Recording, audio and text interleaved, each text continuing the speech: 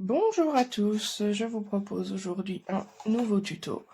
Alors, c'est une petite boîte comme ça qu'on va réaliser pour pouvoir mettre des papiers rangés comme ça pour faire un Project Life. Donc voilà, j'avais besoin de boîtes pour trier mes papiers de couleur.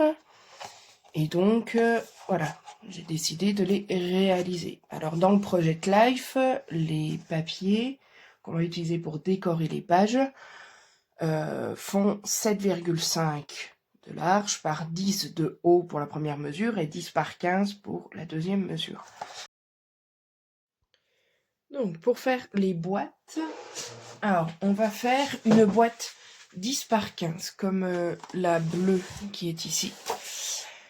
Donc, soit pour ranger les papiers, moi la mienne est déjà faite, ou alors pour aussi classer vos photos, parce que vous aurez besoin d'avoir vos photos. Si vous les faites imprimer par un site, vous allez avoir besoin de les stocker, ces photos, donc temporairement, des petites boîtes comme ça, où on peut classer par mois ou par événement, ça peut être intéressant. Donc, on va faire une boîte 10 par 15, et puis je vous donnerai en fin de vidéo les mesures et les changements pour la boîte de 10 par 7,5 cm. Voilà. Vous avez donc un tuto complet pour faire les boîtes, et après, il y a juste les mesures à adapter pour la deuxième. Vous aurez besoin d'un massicot ou d'une guillotine à votre choix, de réglets pour marquer les mesures, d'un crayon de papier pour le même usage, de la colle. Moi, j'ai plus de colle en rouleau, je prends du double face comme ceci, d'un plioir, de ciseaux, et vu que je suis avec le double face, de ciseaux spécifiques pour la colle, pour pas abîmer ceux qui coupent très bien le papier. Encore 1000 petits matériels, vous avez besoin d'une feuille de papier à motif, 30 par 30 ou en A4, mais en A4, attention, le motif doit être dans le sens paysage pour pouvoir tout faire. Et puis d'une feuille A3 cartonnée 300 grammes pour qu'elle se tienne et que votre boîte se tienne ensuite. Donc la première chose qu'on va faire, c'est que je ne veux pas en largeur une largeur de 29 cm, je veux une largeur de 27 cm. Donc je vais marquer mes mesures au réglet pour avoir 27, et puis après je trace un trait, je découpe proprement au ciseau. Donc on a donc une feuille au format 24 par 42 cette fois-ci. Et ce qui va nous intéresser, c'est de venir plier les bords pour pouvoir avoir le contenant de la boîte. Alors pour les bords, c'est un pli à 8 cm de chaque côté, droite, gauche, en bas, en haut. Voilà. Donc pour ce faire, je mets du réglet et du plioir pour plier dans le sens de la longueur pour commencer. Donc je viens marquer mes mesures au réglet.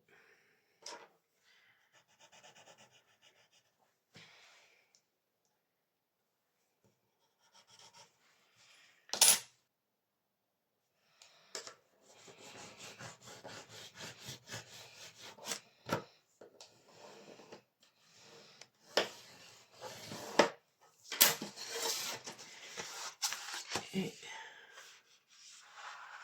je viens plier bord à bord ma feuille. On va donc maintenant s'aider du massicot pour plier les deux autres côtés. Voilà. C'est la rainure du massicot qui va m'aider à plier mes côtés à 8 cm, à marquer le pli. Donc je reprends mon plioir, je suis à 8 cm, ma feuille est bien placée, je maintiens et je passe 2-3 fois le plioir. Je retire, je peux constater que mon pli est bien marqué, je fais pareil de l'autre côté. Donc on a bien notre boîte qui est pliée comme ça à 8 de chaque côté. On va maintenant s'occuper des languettes. Les languettes, ce sont les carrés de 8 par 8 aux 4 angles. Et on va les couper ici pour détacher le carré du grand côté de la boîte. Donc, il y a 4 coups de ciseaux à donner pour détacher à chaque fois les carrés des grands côtés de la boîte. On coupe à l'intérieur du pli, hop, de chaque côté.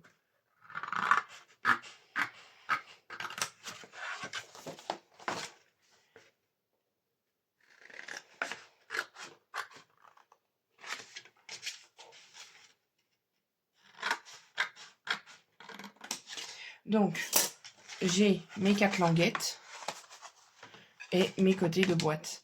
Je vais maintenant venir biseauter mes languettes comme ceci. Donc, on biseaute. On part bien de l'extérieur vers la pointe de l'intérieur. Et on va faire ça, donc, côté pli et côté vide en face.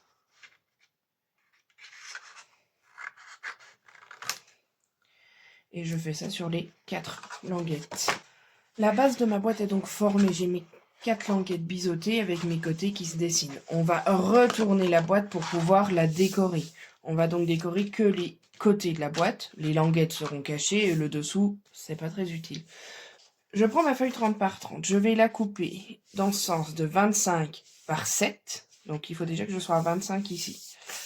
Donc 25 par 7, 2 fois. Et ensuite 10 par 7 pour correspondre aux côtés. Mes petits côtés de boîte font 11 par 8 cm. J'aime bien décaler un petit peu la décoration pour garder un peu de marron. Donc on va venir faire 2 rectangles de 10 par 7. Et puis 2 autres rectangles de 7 par 25. Puisque là on a 26 par 8 sur les grands côtés. Je prends mon massicot et ma feuille. Et je vais venir déjà faire une coupe à 25 dans ce sens. Si vous avez un motif, c'est dans le sens du motif. Donc là, il faut que vous puissiez regarder votre motif correctement. Donc je me mets à 25 et je coupe. Cette chute pourra vous servir pour autre chose. Ici, donc maintenant je vais faire à 7. Il me faut plusieurs morceaux qui fassent 7 par 25. Donc voici le premier qui va venir habiller un des grands côtés. Ensuite, le deuxième, encore une fois, 7 par 25. Et puis, on va refaire une bande de 7 pour cette fois avoir nos deux côtés à 10. Donc, ma bande de 7 est ici. Ça, je garde pour autre chose. Je la mettrai dans mes chutes. Et donc là, je viens faire à 10 cm. C'est mon premier petit côté. Et je fais à 10 encore une fois. Ça va être mon deuxième petit côté et il me reste un petit bout pareil qu'on garde pour plus tard. Donc, cette fois que j'ai tous mes morceaux, je vais venir les coller. Alors, si vous avez un motif, il faut que votre motif, le haut du motif soit sur les bords extérieurs de la boîte. Voilà, donc parce qu'on va venir coller comme ça et quand la boîte va être formée, notre haut de motif est ici. Ça veut dire qu'à l'inverse, le haut de motif est là. On va venir coller ici nos feuilles. Donc on a les 4 côtés de la boîte qui sont collés, les 4 décorations. Alors maintenant venir former la boîte, donc on va venir en coller les languettes de ce côté-ci, pour pouvoir après les mettre comme ceci. Donc on en colle les languettes, je vous conseille de les en coller une à une. Alors si vous utilisez du double face, n'enlevez pas la couche protectrice de tout en même temps. C'est plus simple de faire une par une. Mes 4 languettes sont encollées, donc je les ai préparées, celle-là je l'ai décollée.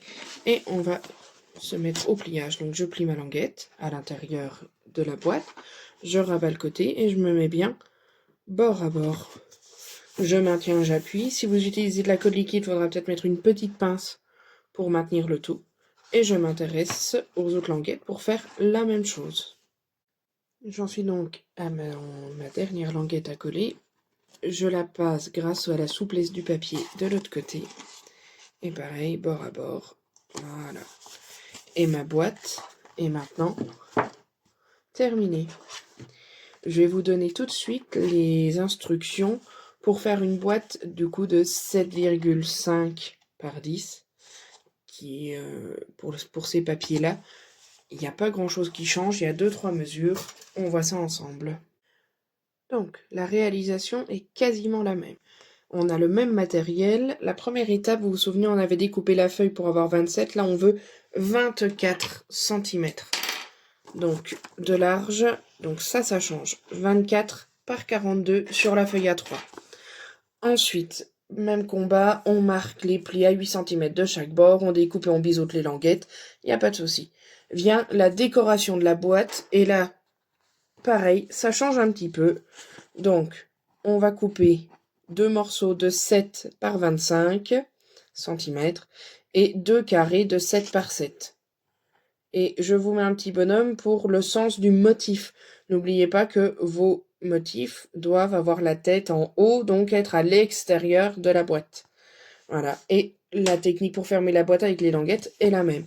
Donc, pas grand-chose qui change. Je vous laisse regarder la découpe du départ et les papiers décoratifs. C'est tout ce qui change pour pouvoir faire votre deuxième boîte. On se retrouve dans une prochaine vidéo pour faire des petits onglets pour partager les papiers dans ces boîtes. Donc, soit pour partager les photos, soit pour partager les couleurs comme ici. Et ensuite, on continuera la préparation de notre Project Life. À bientôt!